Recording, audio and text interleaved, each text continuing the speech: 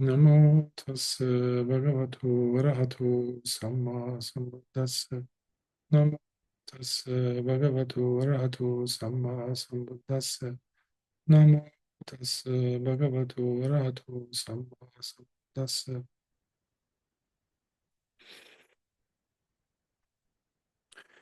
We will continue today the Jataka and stories from the Buddha's past lives.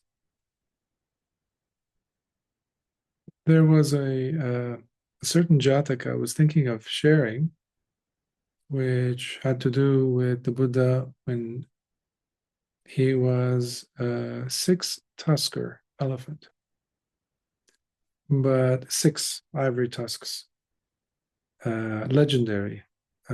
But I leave that to another time because there's another Jataka I thought of sharing today with you, and it has to do with essentially the fifth precept that we take,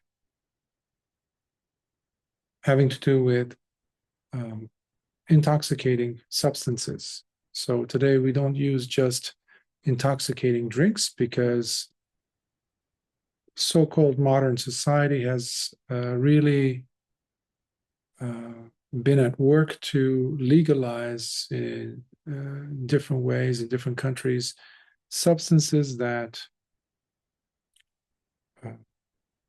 basically ruin a person. Things like marijuana, things like other glorification of drugs and different substances, not just alcohol. We think of alcohol as the intoxicating drink, yes, but it's not the only one. Of course, to that list, we can also add becoming intoxicated with social media. How much time do we spend online? How much time do we spend on Facebook, et cetera, et cetera? That also, because it's affecting the entire brain, functioning of the brain. The behavior is changing. The person becomes more agitated. The attention span drops. In some cases, it completely vanishes. There's no attention. You speak to a person and they're not there. They look very relaxed, very mellow in some cases, depending on the type of drug it is, depending on the type of substance they have taken. For that, fortunately, we have some stories that have occurred in the life of the sasana, in the dispensation of the Buddha, the history of the Dhamma. So I wanted to share some of those today. There was once, this is happening in the beginning days. So first of all, the Jataka will be the Kumbha Jataka, which is number 512, 512. Yes, Kumbha Jataka, where, well, before I begin on that one, there was one that occurred in the Buddha's lifetime, for which reason we have today the fifth precept. Initially, we didn't have any of the precepts when you think of it. The first several years of the Buddha's teaching career, and when the bhikkhus and the students were gathering, there really was no need for any precepts because people, especially in the case of the bhikkhus, because there was purity there present. There wasn't the need to establish rules as such. However, over time, shady characters showed up and joined the ranks of the bhikkhus, and as the case is with anything, any institution, any endeavor, human endeavor, it will go from state of purity into impurity. So one day there was in the earlier days. So this is before Venerable Ananda was the attendant to Lord Buddha, which he was until the end of Lord Buddha's life for 25 years. So prior to that, there was another attendant, a younger attendant, a bhikkhu. His name was Venerable Sagata. Venerable Sagata was very advanced in his psychic abilities. And so he was very legendary when it came to combating different forces. Like other religious practitioners would bring up, let's say, nagas and things. So he would combat them, fight them, and beat them, overcome them victoriously. So he was known as a powerful bhikkhu, as a powerful venerable. One day, I think it was in Gidja Peaks, which is Vulture Peaks in India, in Rajgarh. I think I might have mentioned it, the place before, where King Bimbisara, who was the king of Rajgarh, today's modern day Rajgir, and he was the first king, when he had seen Siddhartha Gautama before becoming a Buddha. He was the one who said, please, when you come back as a Buddha, come to my domain, teach me the Dhamma. And if you recall, Prince Ajatasattu, who killed his father, well, his father was King Bimbisara, the one that we're talking about now.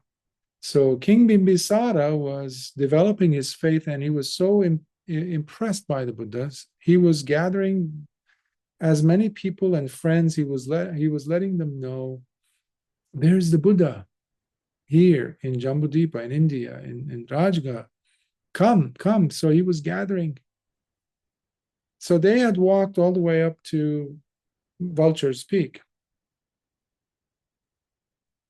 Today you have actual porters. If you pay them enough money, they will get you on their shoulders. So it's almost like, two poles they'll carry, as if, well, it's like you'll feel like how they felt, the rich people in the old days. So it's almost like a hammock, but it's not. You become a bundle, so it's like a basket. So you sit in there, two men will carry you, depending on your weight, all the way up. You give them maybe, I don't know how many rupees, but I've seen people being carried up. So instead of having to hike all the way up. Anyhow, King Bimbisara and all his retinue and friends of his came all the way up to visit Lord Buddha. And at one point he asked Lord Buddha, Bhante, is it possible for these visitors to see some special abilities, basically? People are people, and sometimes the best way to convince them is by showing something supernatural. And remember, this was the earlier days where there weren't that many restrictions yet. And this was the beginning of the sasana. So Lord Buddha turns to Venerable Sagata and says, Sagata, give them something. Not in those words, I'm paraphrasing. And Venerable Sagata starts walking across the valley. There's cliffs, it's a cliff. It's called the Vulture's Peak. It's a peak. And there's a deep valley. You can stand on the edge and you can see the valley. So he kept walking Chankama back and forth in the air. So you can imagine how that might be impressing on them. And they were very much, sadhu, they were so impressed. So other bhikkhus were seeing this also, jealous bhikkhus. There was especially a group of 6 bhikkhus. They're the troublesome bhikkhus, by the way. You see them, well, let me just say, many of the Vinaya rules that we have as bhikkhus, rules for monks, came about because of the problems that the group of 6 monks created for us. They did some very stupid, silly, outrageously despicable things. that Lord Buddha was forced to establish a rule, because there's always a reason, set of circumstances that necessitated for Lord Buddha to make a precedent, to make okay, from now on, bhikkhus don't do this. Lord Buddha did not just give away 227 rules. That's not what happened. Lord Buddha was not that kind of a teacher. So there must have been a very good reason for every single one, and we have those reasons. We in the Vinaya Pitaka, which is a book of discipline for the bhikkhus, and bhikkhunis also had that as well. So this group of bhikkhus go ahead, and because he's attention grabber, Venerable Sagata, they start hanging around, hanging with him, going to Pindapada, going to alms runs with him. And he was very naive in a sense. He wasn't naive, maybe that's not the accurate statement, but he was very kind-hearted, and he was very, he used to believe people to be acting on the best, with the best of intentions. So one day, his reputation, meanwhile, is spreading. Venerable Sagata. So wherever he goes, the towns he's going and visiting, people know about him, and they're very respectful. They say, Bante, what could we offer such a bhikkhu? Could you tell us? Because we don't know. We just recently, let's say, so many of them had become Buddhists recently. They don't know what the protocol is. They might have been Brahmin or Jaina, Meanwhile, those 6 bhikkhus were with him. They jump in without him saying a word. They say, there's a special drink called the pigeon's drink. Pigeon's drink because it used to look the color, it used to have the same color as pigeon's feet. So it came to be known in the commentary, in the Vinaya commentary, as pigeon's drink. And the people say, oh, yes, we know what that is. And they go and grab some. And they start giving it to Venerable Sagata. And the news goes around, spreads like wildfire. So every household now is going and rushing and getting what? Some pigeon's drink. To offer to whom? To this bhikkhu. Now remember, there was no rule yet. And Venerable Sagata did not know what this is. All he knew was this tastes weird. Tastes funny. Tastes maybe numbing sensation, maybe. So before he reaches the gate of the city, he falls to the ground. The other bhikkhus, not the 6, but the other decent bhikkhus, see, the other ones just benefit from that. Of course, they're not going to just let him drink alone. They did this, after all, for their own benefit as well as perhaps to make Venerable Sagata lose his credibility or his reputation. And so the rest of the bhikkhus carry Venerable Sagata all the way back to the monastery, and they place him in front of Lord Buddha. But because he's completely lost, consciousness, he's not aware of what he's doing. This is the same Venerable Sagata who was walking on the valley, bringing up saddha and faith in people who were observing him. So they position his head to be respectful towards the Buddha. They position his head towards Lord Buddha. You do not point your feet towards a teacher, a Buddhist monk, a teacher, anyone who's teaching the Dhamma. You don't stick your feet out towards them. That's a sign of disrespect. So the head is okay. So they positioned his head towards Lord Buddha. But in his inebriated state, 3 times, he goes and he moves around and he points his feet back towards Lord Buddha. And the bhikkhus come and fix him again in the position. Unfortunately, when he does come to his senses. He wakes up and he realizes, perhaps with a terrible hangover, as they say, um, he realized what he had done, and he, out of shame, he leaves Rajagha. He apologizes to Lord Buddha.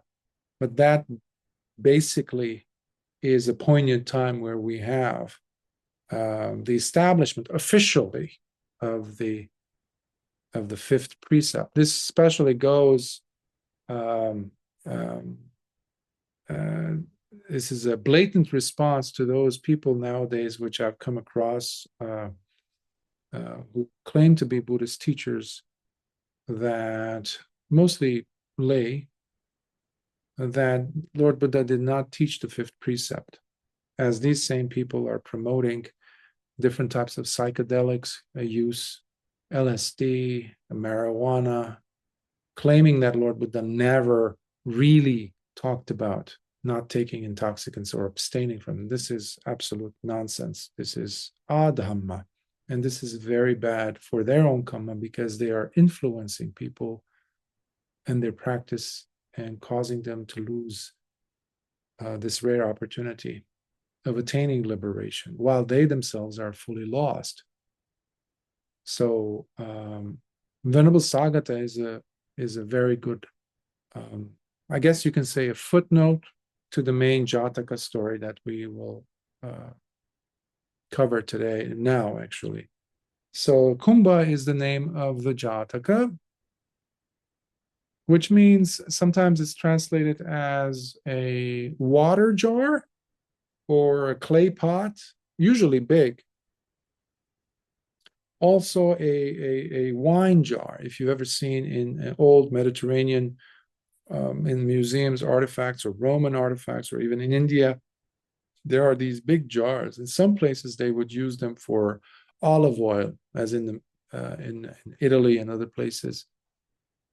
So that's called a kumbha, depending on how it's being used. So Kumbha Jataka is the name of this Jataka story. There was a very famous benefactress. You might have heard me mention Anathapindika, the great benefactor, lay householder, male lay householder from Savatthi. The female version of his was also in Savatthi, but she had built a monastery in the opposite side of Savatthi.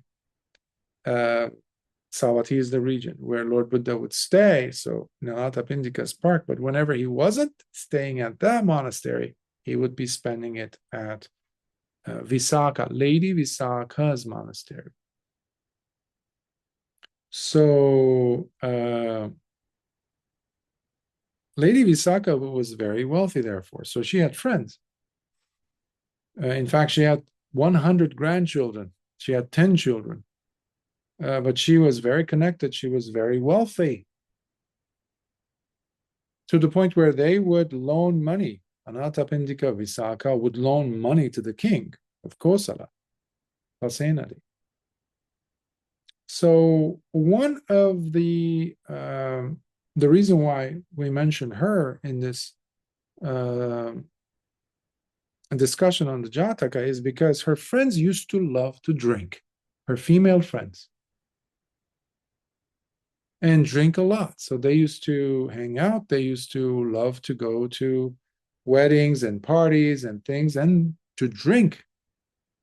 And every time they would want to do that, she would say, I cannot do that because I take the fifth precept. This is Lady Visakha. And they would mock her. They would make fun of her and, like, okay, why don't you go ahead and bow your head to your teacher? We'll go over there and basically bow our heads to the wine. So one of those days, they're having this, merriment or fun time with alcohol and consumption of all kinds of stuff like that, intoxicating drinks. They come back and they see that Visakha is about to go to see Lord Buddha, this time in Savatthi, Anathapindika's monastery. So they want to join. So they tag along. They join her, even though she's not too crazy about the idea, because they're acting not in a ladylike manner. They're laughing, they're giggling, they're dancing on the road to the monastery, inebriated completely, without having proper decorum, proper behavior for anyone, let alone a woman in those days. To this day, if there's a certain expectation that in that culture a woman needs to have to show to the world. Otherwise, she will be quickly marked as, well, not a morally, ethically sound person, or either she's crazy or she's a prostitute, basically, or something's wrong with her. So they were acting like this, but she was embarrassed, but she's going to Lord Buddha, to her teacher, so she does. So she goes and bows to Lord Buddha. Meanwhile, they're there. They're not bowing. They're not showing respect. Instead, they're whispering. They're giggling. They're to each other. They're basically making fun of being there. Because Lady Visakha is not the only one sitting there. There's other people there, other laity there, monks there, nuns there, bhikkhus and bhikkhunis are there. So they had no sense of respect towards the space that they were invading. And this is one of those times where Lord Buddha had to show his psychic abilities to shock a person. So with his mind, he sends a strong blue light from his forehead. And so much so that everything darkens around them, these ladies, and all of a sudden they're stilled. In a sense, in a way, they come to their senses. But suddenly they're full of fear, startled, shocked, and petrified. Perhaps that's the best word. And Lord Buddha rises in the air and now sends a light so powerful to them. They say it was equivalent to 1,000 full moons on a bright night. Shocks them to their core. And then Lord Buddha scolds them. He says, "What do you think you're doing? What are you doing? Acting like hoodlums. What is this?" he says, giggling like insane people. You are mothers, you are grandmothers, you are daughters. What are you doing, inebriated? And he's so jolting in his words that they become,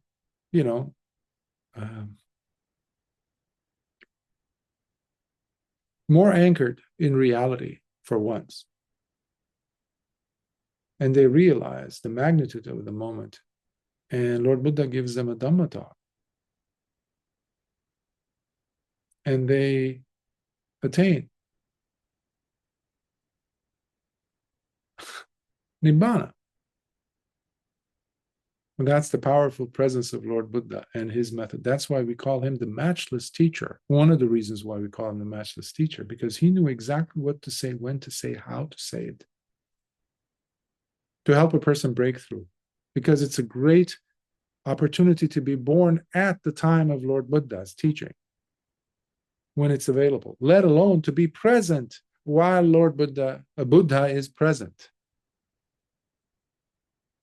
But even more so, to be present in that vicinity around Lord Buddha, because there were many people who lived outside of Savatthi, other places where Lord Buddha never set foot, nor did they ever hear about him.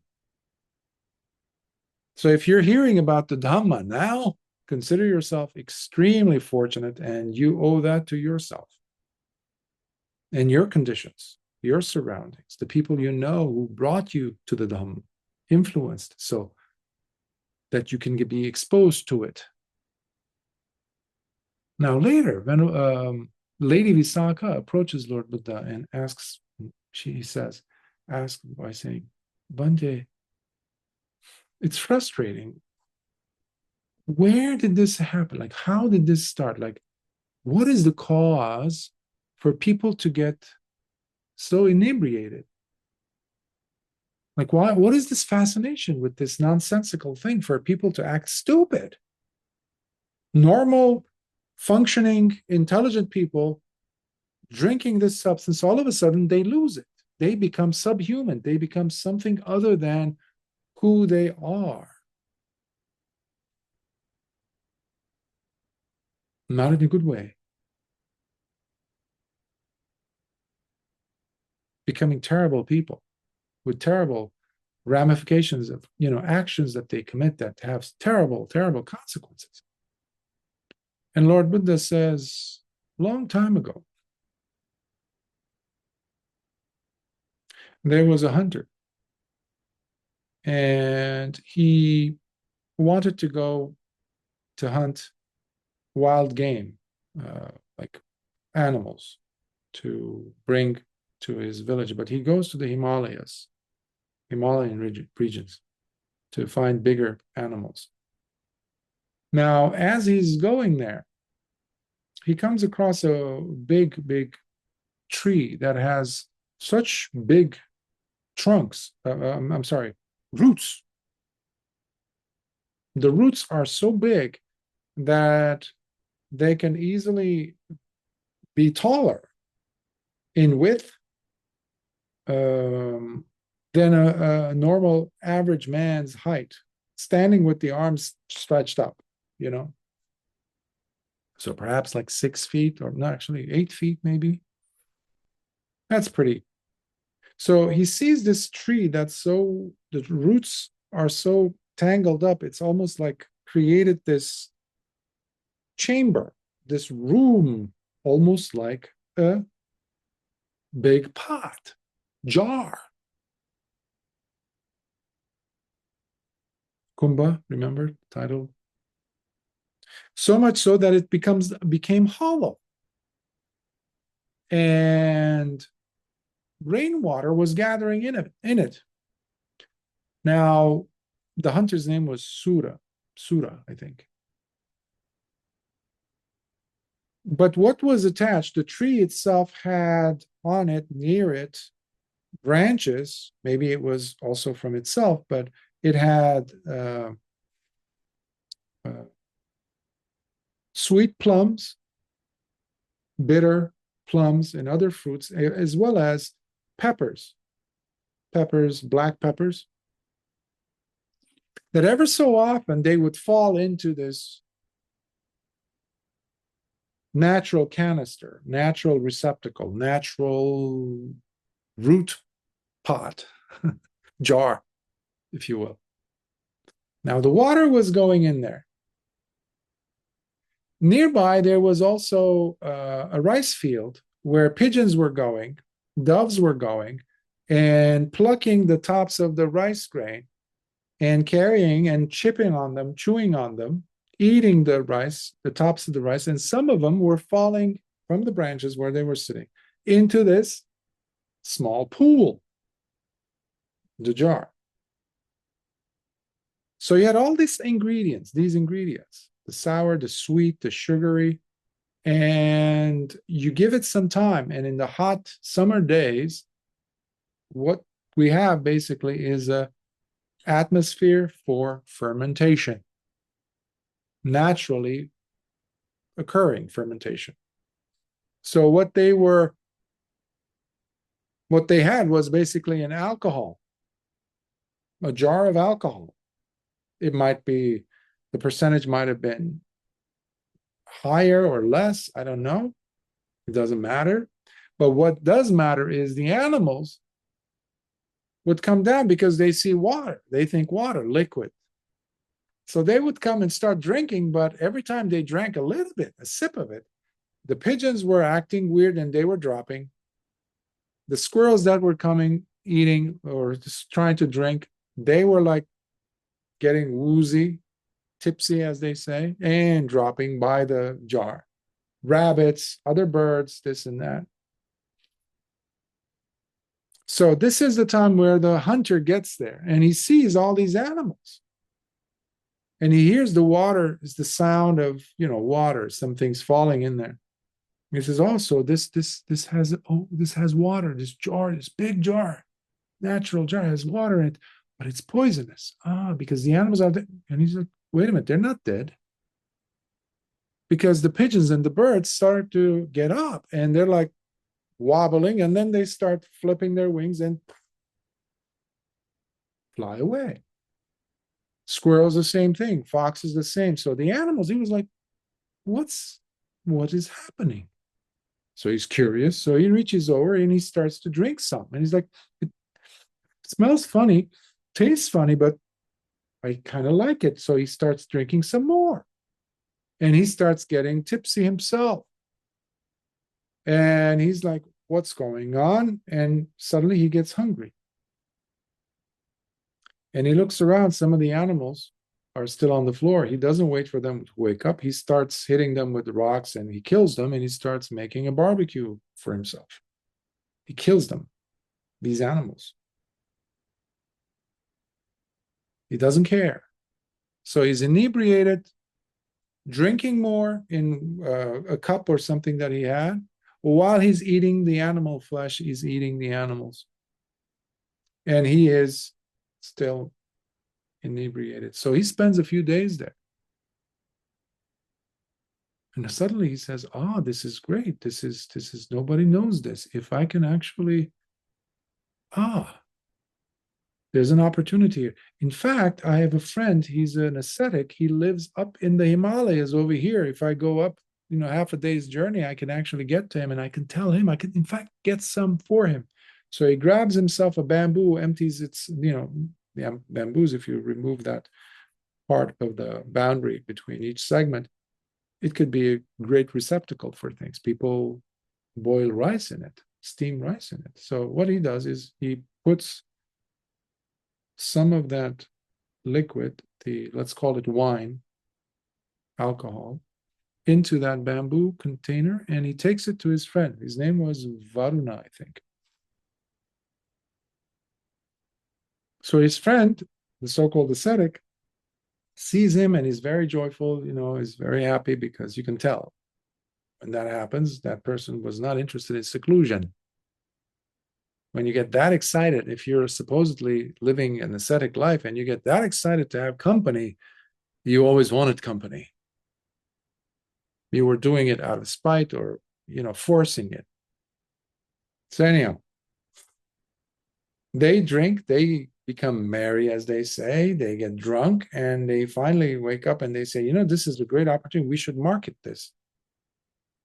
So they come back to the place, to the tree, and they make jars or get jars. They fill as much of it as possible, and they go to the bordering country near where they were.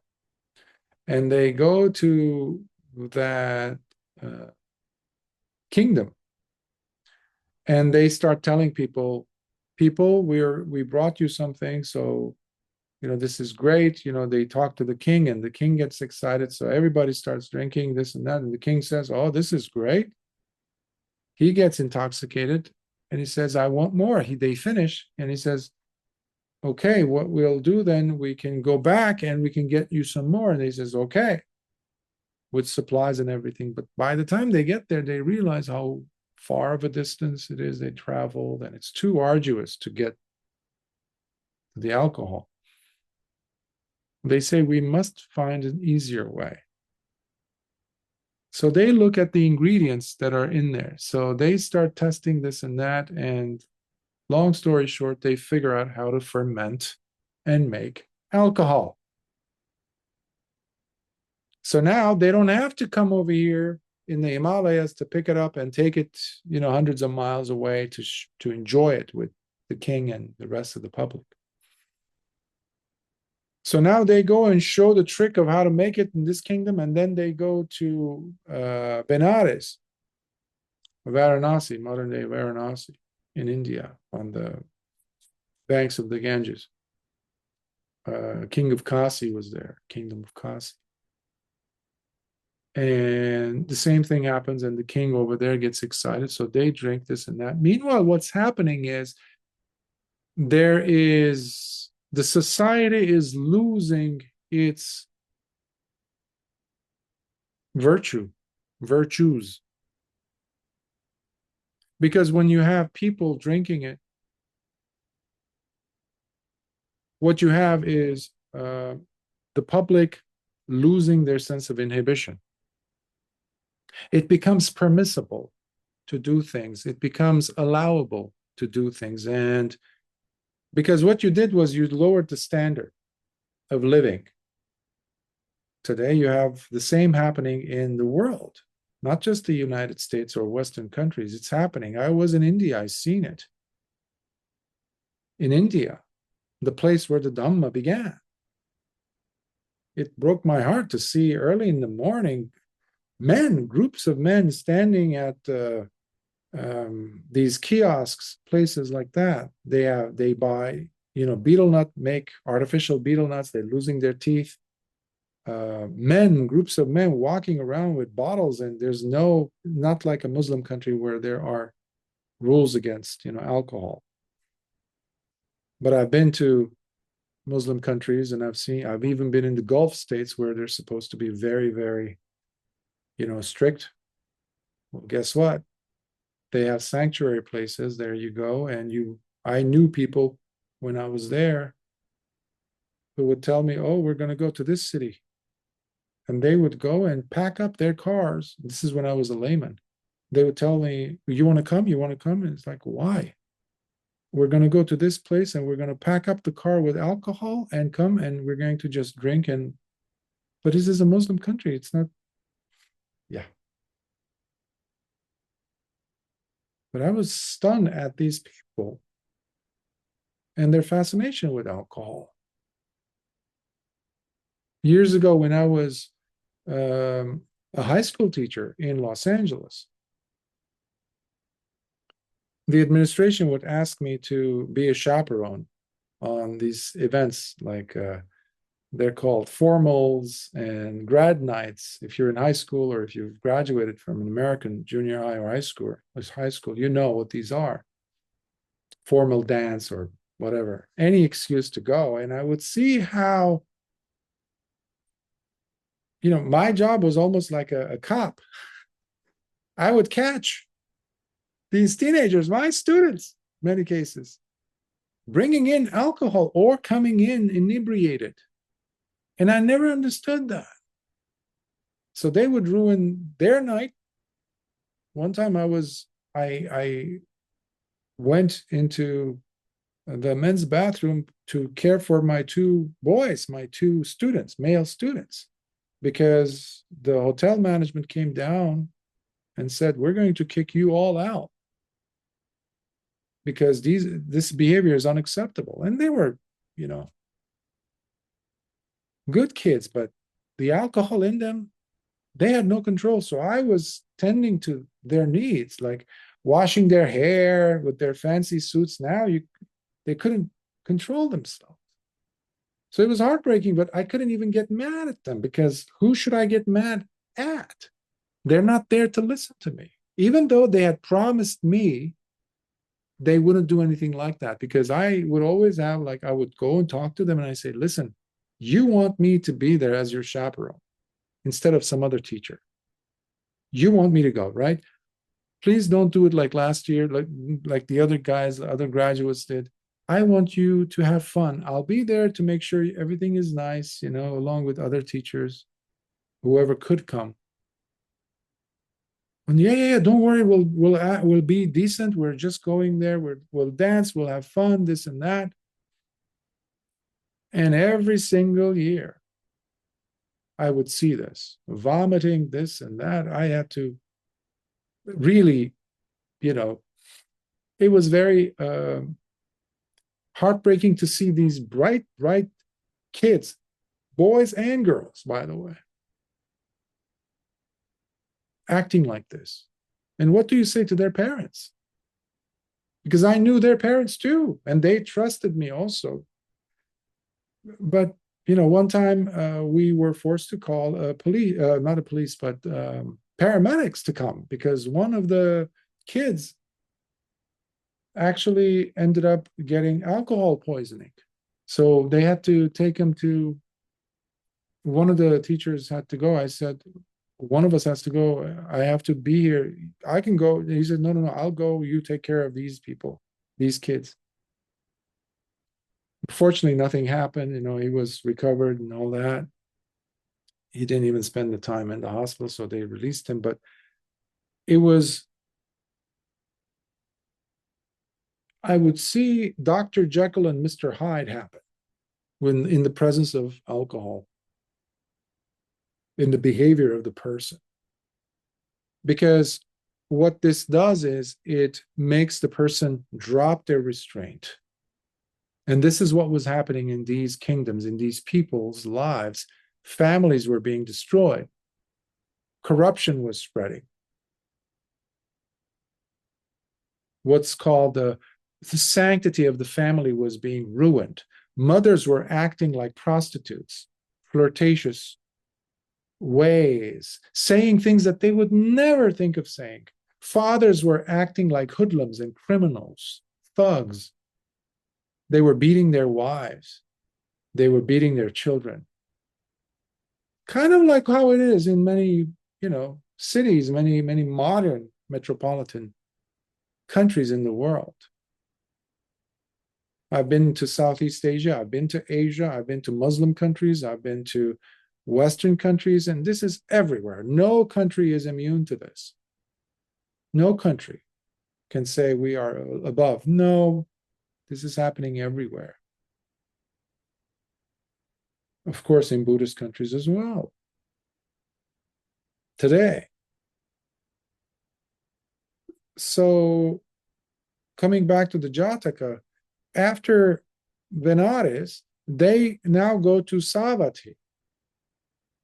Not at the time of Lord Buddha. This is happening eons earlier.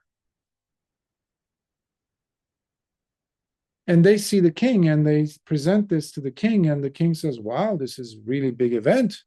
So we should have a big ceremony, this and that. And at that moment, Sakka, the king of gods, realizes what is going to happen. He says, I'm going to intervene because this will ruin so many thousands of people's lives. I will have to make the king stop from taking the intoxicant, and by extension, to prohibit it in his country. So Sakka goes and takes the shape of a Brahmin man, and he creates a jar in his hand full of alcohol, and he rises in the air, and the king is he's like, okay, who are you, Brahmin? Who are you? What are you? Or God, this and that, And he says, I've come from a long way. And he says, I have in my hand a jar of the alcohol that you're about to drink and give to your people. He says, drink this, and you will ruin your country. Drink this, and you will start acting in ways that make your grandparents ashamed of you. Drink this, and you will have zero control over your thoughts, your speech, and your physical actions. Drink this, and you will start committing crimes. You will start lying. Drink this, and you will become, as I was saying, subhuman, basically. Drink this, and suddenly your safe streets will no longer be safe. Daughters will no longer be safe. Mothers will no longer be safe. Children will no longer be safe. There will be stealing, burglary, corruption everywhere. Why? Because remember, I was saying, people go to this day, people go to bars, right? People go to clubs. People have happy hour after work. Why? To simply drop their restraint, to drop their inhibitions, to do things that they would never think of doing normally. Well, if it's normal in this environment, so is it the environment that is making it okay for me to act like an absolute buffoon? Why don't I act like that at the workplace? Well, I can't do that because I have to earn a living. Earn a living for what? To go and spend it over there? Really? I knew people when I was a lay person who would gather. Let's say the guys would gather together somewhere, like a game night or something, and they're drinking alcohol like there's no tomorrow, as they say. Women would go out in the 80s. I think they started girls' night out or something like that started in America. And women would go to bars. Married women would go to bars. Well, I would see this and I would be shocked because why do people go there? Dropping inhibitions. Alcohol is a terrible, terrible ingredient, but the perfect ingredient to make terrible mistakes. We have used terms like, for example, years ago, this slogan came up to promote Las Vegas in the United States and everywhere in the world, even in movies, they've been spreading it to normalize it. Even children, teenagers know this. What happens in Vegas stays in Vegas. When I first heard this, I think I was in my early 20s. I'm like, what does that mean? What happens here stays here. Secrecy.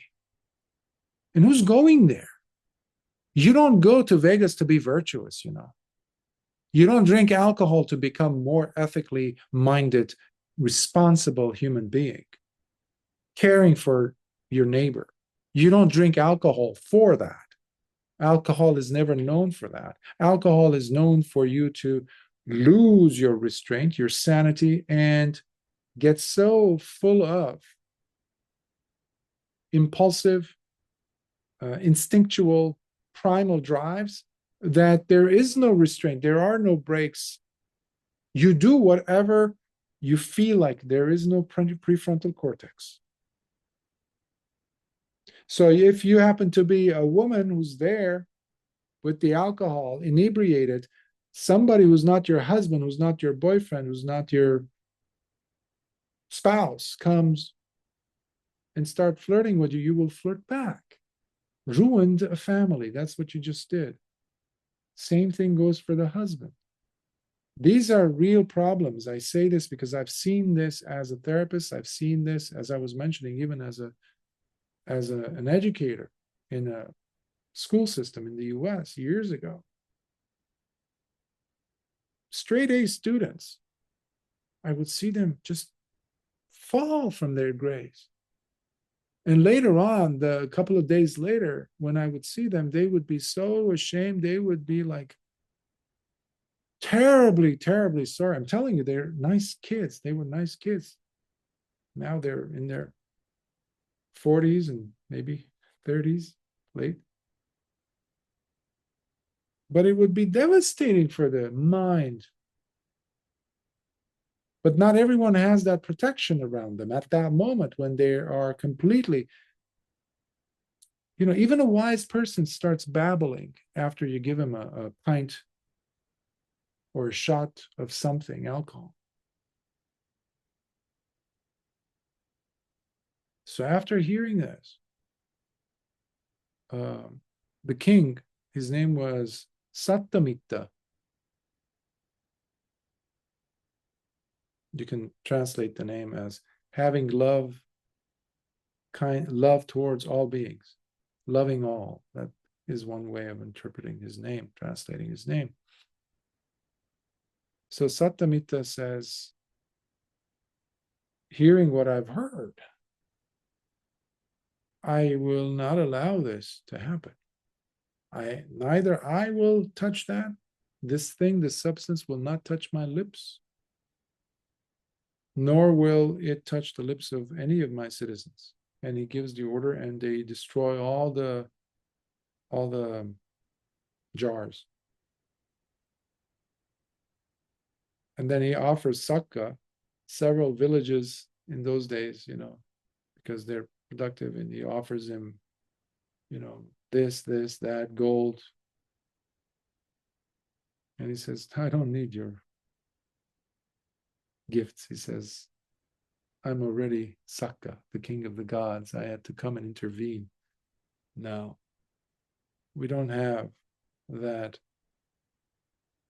good fortune of having Sakka, the king of the gods, going and visiting bars, going and visiting these big celebrations where people drink, gorge themselves with, to the point of bursting with alcohol, and think that they're doing something. You see this in colleges, universities. Society has been very encouraging, not just permissive. This is dangerous because it makes us lose our humanity. Evil becomes normalized. Evil becomes normalized. And there's nothing to normalize about evil. It's terrible. It has no place in society. It should not have a place in society. But in order for the rational mind to be numbed, one of the biggest agents, most powerful, potent weapons against decency is alcohol. Is not, again, not just anything intoxicating. All this talk about psychedelics, about these magic mushrooms, this and that, that's another thing. Marijuana, it's a gateway drug. I remember when first it was being legalized, people were saying, oh, it's not gateway, but that is exactly what the findings of scientists is proving. I have seen actual friends of mine becoming subhuman in front of my eyes because of their usage of marijuana. I looked in their eyes and I said, I don't recognize you anymore. Stop this. I cannot be friends with you if you continue this. The person didn't listen. And he did things that were beyond me, beyond my comprehension. So I had to relinquish that relationship of a friend that was almost a decade long. So you shouldn't even use that alcohol, allow that to be a leverage, something to be used to prove that you're a good friend. Because what I noticed also, I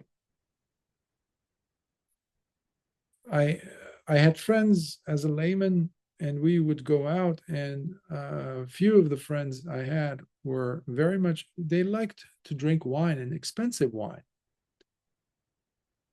I put my hand on it. And because I had the fear that I don't want to hurt them. What I mean by that is to hurt their feelings that I can't drink. Because a few times I had said that, they were like, oh, you're like, come on, this is a few $100 bottle of wine, we're sharing it, so you're important to us. So the guilt tripping. So one day I said, the Buddha was also known as the greatest physician. So I went and I said, don't put anything in my glass. I can just have mineral water. I can just have water. But if we're going to spend some time, I can't have, because my doctor said that I can't drink anymore. And they're like, oh, okay. So we and then I said, by the way, the doctor I meant, I referred to, who was I referring to? I was referring to the Buddha. He's my doctor. They said, oh, that doesn't count. And I said, of course it does. Because of him, I am healthy. Because of him, I am happy. Because of the teachings of the Dhamma, you like me as your friend. You want to associate with me. You want to spend time in, because of Dhamma and what the Dhamma has brought into my life. This will take it away.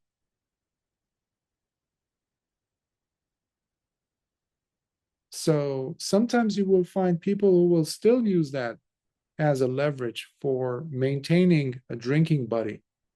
So be strong and say, I'm sorry, I can't. Because what you're doing is you're infecting yourself. A few years ago, people were afraid of infections and COVID and this and that. This is far more serious.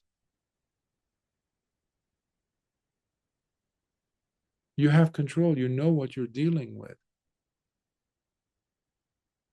Because it takes you from a state of grace and drops you into the ocean of disgrace, the intoxicant. And you have the ultimate power. You pick the kind of poison it is that's going to kill you, as they say, or not. The Dhamma cannot coexist with alcohol or any kind of intoxicant.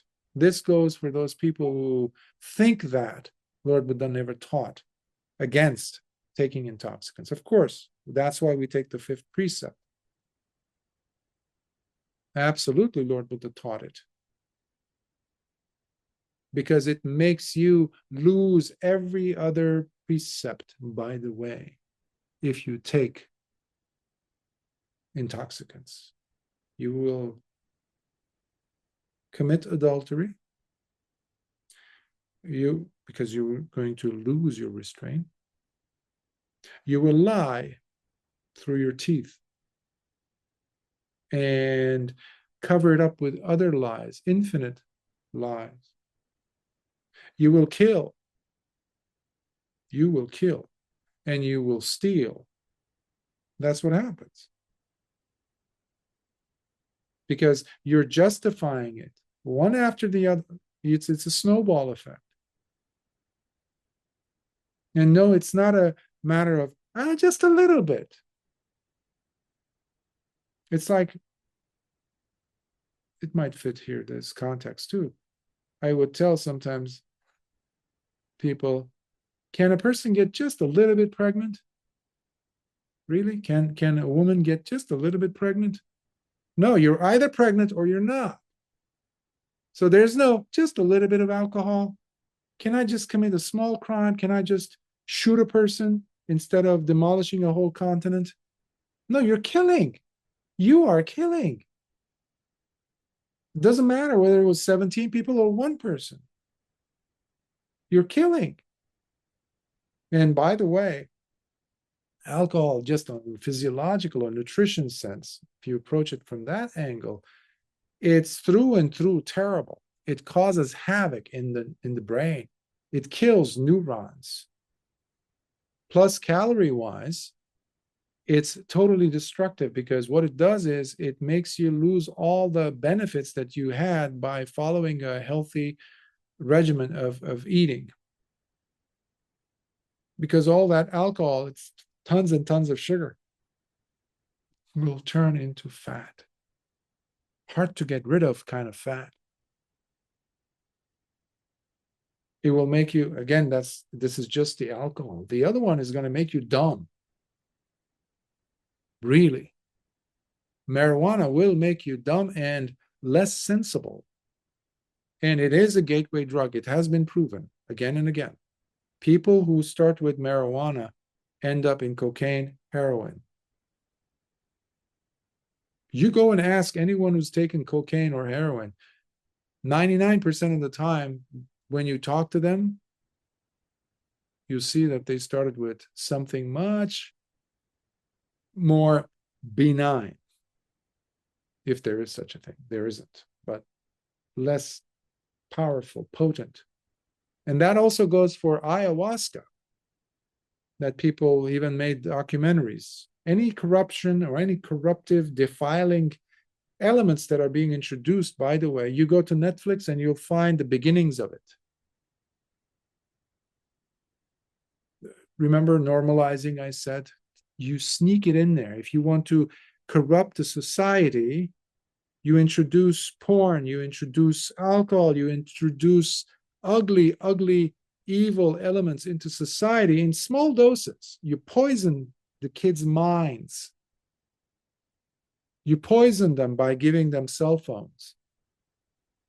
Cell phones that Steve Jobs never gave his own kids, by the way. They were not allowed to have iPads or phones, iPhones. He was behind it. But he was like, don't you dare. You won't see that in my household. My kids don't have that until they're a certain age. Meanwhile, it's selling so much to billions of kids.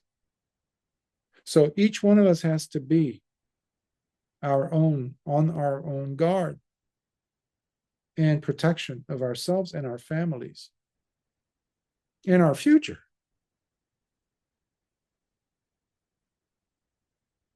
So I wanted to address this because of several elements, as I mentioned, because there's this wrong information being spread around by these modern so-called pseudo teachers, pseudo Dhamma teachers that have given themselves the right to teach the Dhamma without any core foundational understanding of the Dhamma. And simply because they have a following, they ruin lives. But our job here is to at least point out what is Dhamma. And listeners and viewers can take it the rest of the way by bringing the Dhamma into their lives and pushing out the adhammic elements out. Remember, we still have the Dhamma.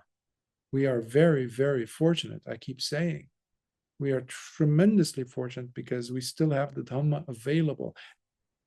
Yes, we don't have Lord Buddha, but we do have his teachings. We do have the teachings of his own disciples. All the most important necessary ingredient is our willingness to practice, our willingness to listen and to heed the teachings of Lord Buddha and use this body, this life as this rare opportunity, the laboratory to really do the work that needs to be done, to gain happiness and freedom from samsara, from pain and suffering and sorrow and lamentation, wailing, pain, anguish. That doesn't have to be our path, anguish. Lord Buddha taught the Dhamma to give us happiness, a shot at life, not to become dull, nor dull our senses, to become intoxicated, inebriated, just like those people I've seen in Asia on the streets or in railway stations in Italy, in Spain, in New York, drunk on the road, peeing on themselves. You can't even stand close to them because they smell. And you look, you think they're in their 70s. No, but they're maybe in their 30s. There's no teeth. Gone. Who knows the lives that they had, the life they had, and the people's lives they've affected. They might have loved ones missing them, wondering where they are in the world.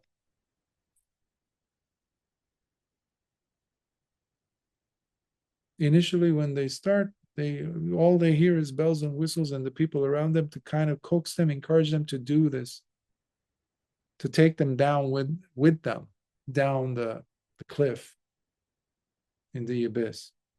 So this is your life. Own it. Sukhihota.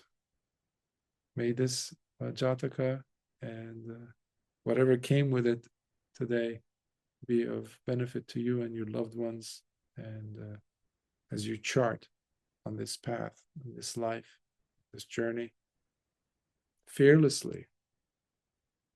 You have nothing to fear. Breaking away from the mundane is necessary.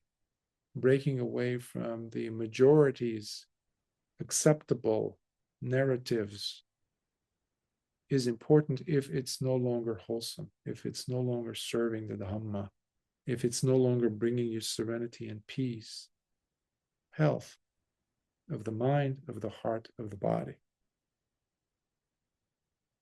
I will leave you with that, and until next time, Sukhihota.